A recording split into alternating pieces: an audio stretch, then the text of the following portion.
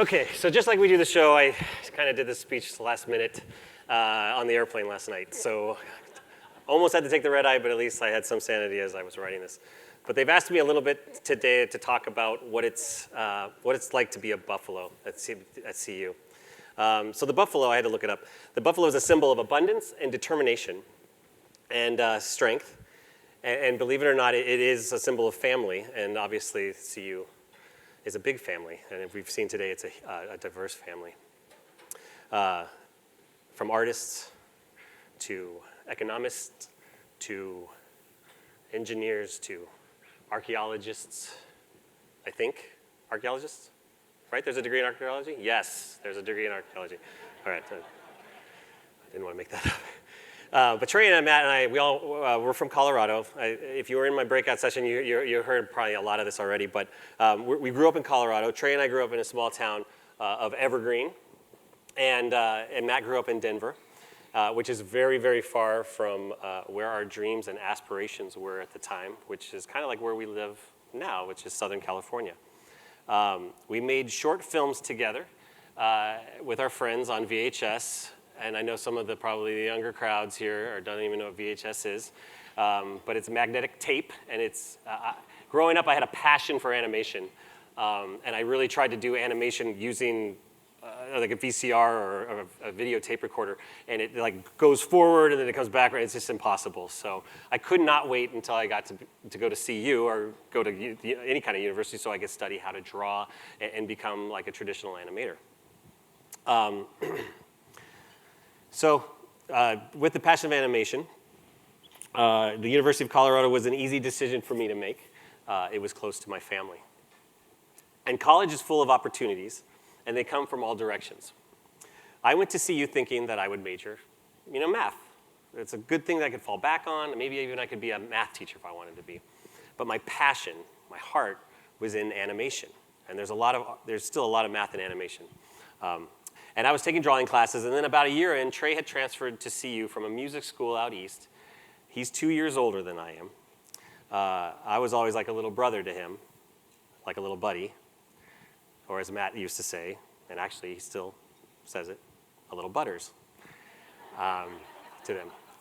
So Trey gave me a little bit of advice. I told him about my drawing classes, hoping to someday do animation, and he suggested that I just take film classes and just do animation. So skip the semesters of figure drawing classes and just go and make films. So a rush of anxiety came upon me, and I had the same anxiety probably that some of you are feeling today. You want to make the right decision when there's a chance of opportunity. And so I took the chance, even though I was hoping to become a traditional hand-drawn animator. I signed up for film class.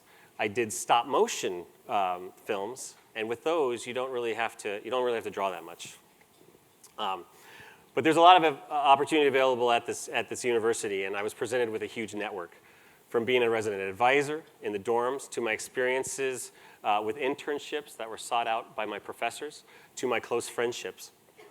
I think what I'm trying to say is that it's important to get engaged and get involved, even if it's like multiple outlets.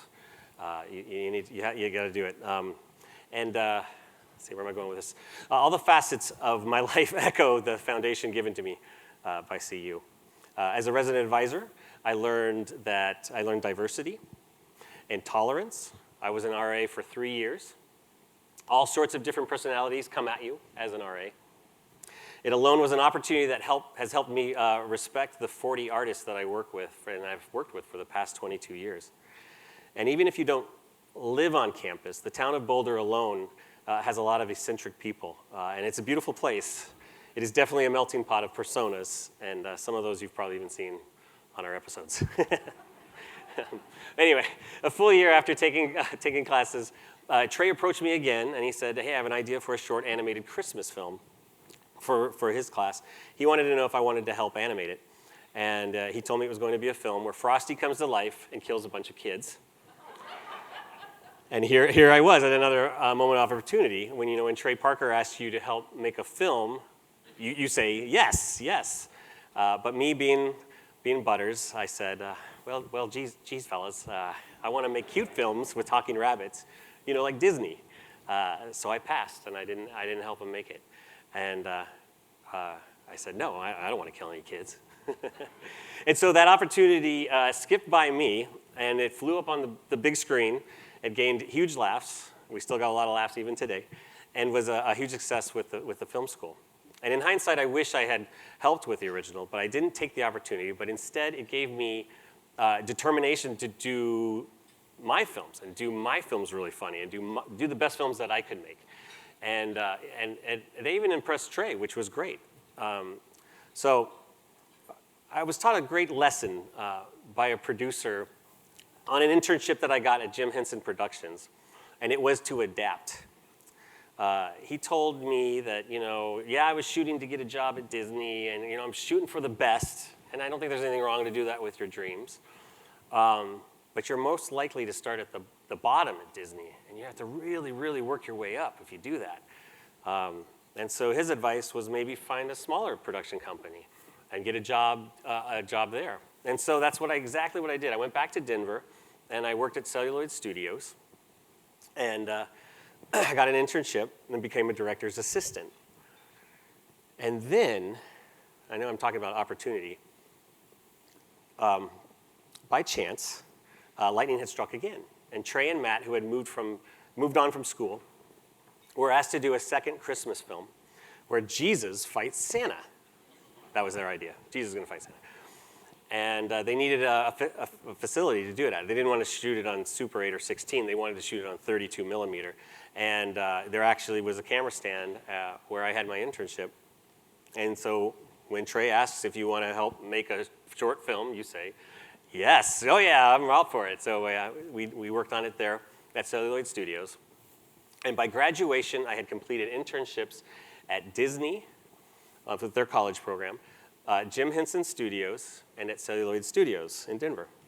I had completed 3 different style films, and Matt actually was in one of them. He had to act against a trained rat that I had. I had trained a rat to come eat a pea, and they were both in jail, and he had to act against this rat. It's really funny. But anyway, out of all these opportunities were all presented to me by the university, and it proved to Matt and Trey that I could be an asset and see the concept of South Park through with longevity and integrity. Just like a buffalo, abundance and determination. Trey has challenged us with 22 seasons, and by the end of every run, it feels like we're still in college trying to complete this project of South Park. It's always fun, and Trey and Matt have an incredible drive. Like I said, they've written every single episode of the 287 episodes, which is unheard of in Hollywood. They're still passionate today as they were about it then, and keeping it at the highest of standards. And for me, it's led to 22 seasons of a dream job, getting paid to do what I love doing. I've earned 5 Emmys and even a Peabody Award, all because of a simple short construction paper film, mind you, not drawn well, but born at CU. So that should be your goal. Find something you're passionate about. You don't have to decide today. College is a journey, and no matter what field of work that you're looking to enter, you need to believe in your character, even if it is Butters. Bring it to life, and most of all, just like today was, accompany it with a kick-ass soundtrack. And that's my advice.